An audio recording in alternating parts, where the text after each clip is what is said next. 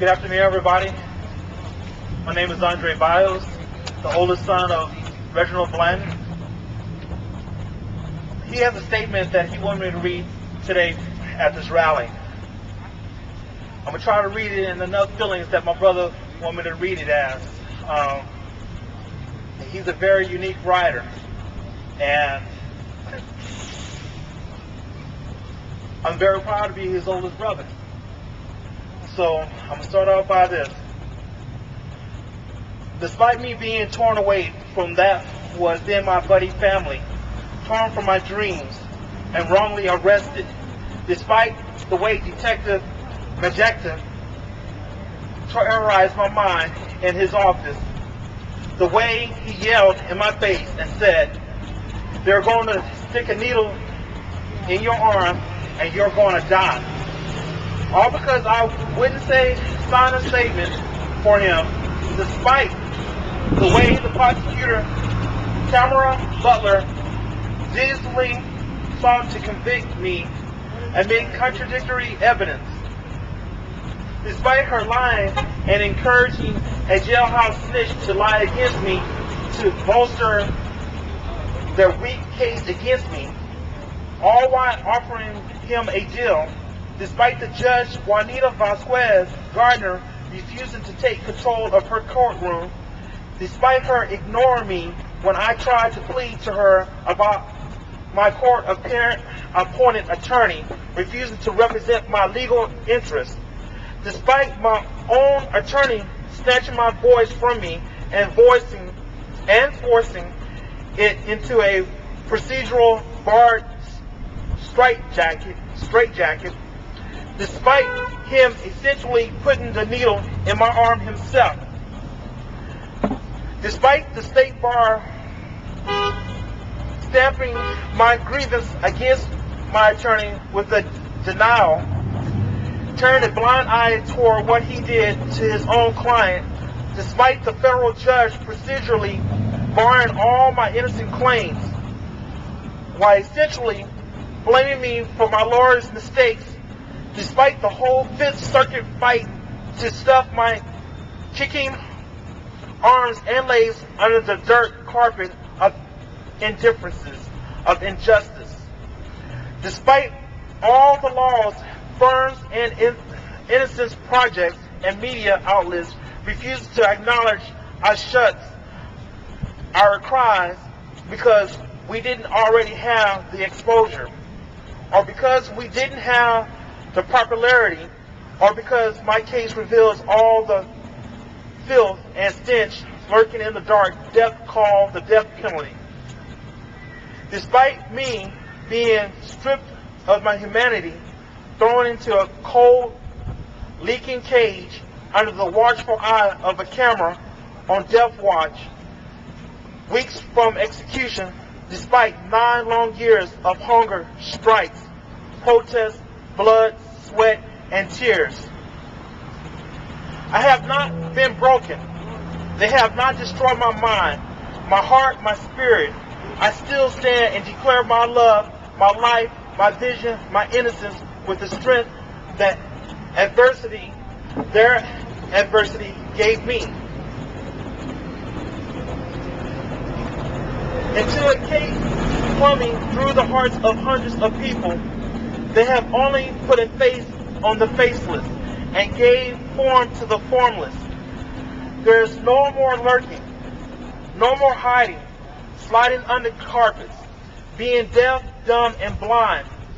Somebody will have to answer to the injustice, and let it be before blood ends up in trailing from the 399th District Court unto the Supreme Court, left to drip from the hands of Governor Rick Perry.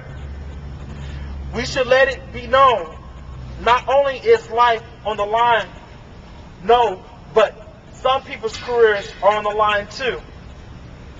Your brother in struggle, Reg.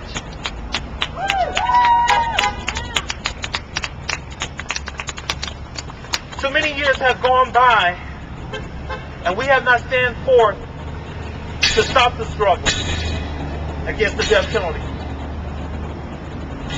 We need to stand forth and bond together. Because if not, this is speaking your children's future.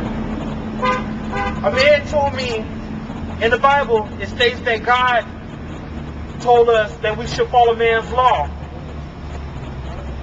Well, if man's law was written today, that every juvenile delinquent, every person that committed an offense against their peer should be executed, should be killed, will that happen? Will we allow that to happen? God is a loving God. Throughout the whole Bible, He states that we should love one another. We should love our enemies. Not once have He said that we should execute our enemies. He said, vengeance is mine. Not vengeance is man. I have a little anger because I put Texas up on a pedestal. I served the military. I served in Iraq to uphold the Constitution. The Constitution is being violated by my own state. And Rick Perry is turning the other cheek because he doesn't want to step on the foot of his peers. Well, now I'm stepping on his foot to tell him he needs to do something about it. He needs to open up his eyes. He needs to wake up. Too many innocent people have lost their lives to Texas deaf hands. And you're going to go around and say, we're sorry. But yet, make a statement. The justice system had did what they're supposed to do. The prosecution side had did what they're supposed to do. So you're standing beside them and saying that it's okay to kill the innocents. This needs to stop. Right. Yeah. It's time to wake up. You know, this is my child, yes. But, you know, you give them an inch, guess what? They're going to take a yard, they're going to take a foot, a mile, you name it.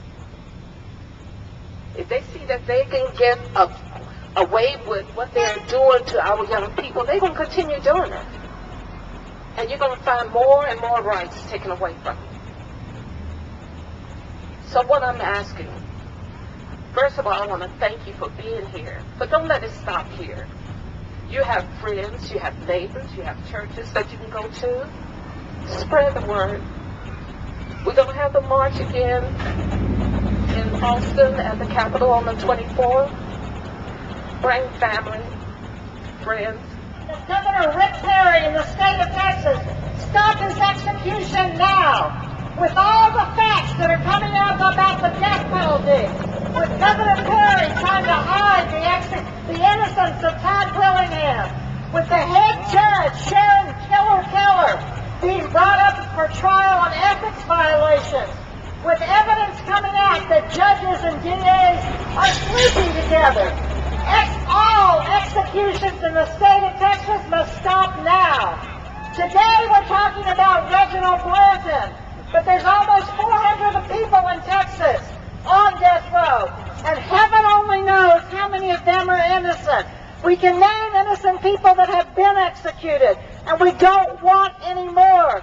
We can look at the case of Shaka Sankofa, of Francis Newton, of Joseph Nichols, of Carlos Santana. The list is long. We've got to stop these executions until Governor Perry and the state of Texas can make sure that there is justice going on in these courtrooms. If not, the executions must stop now. That's right.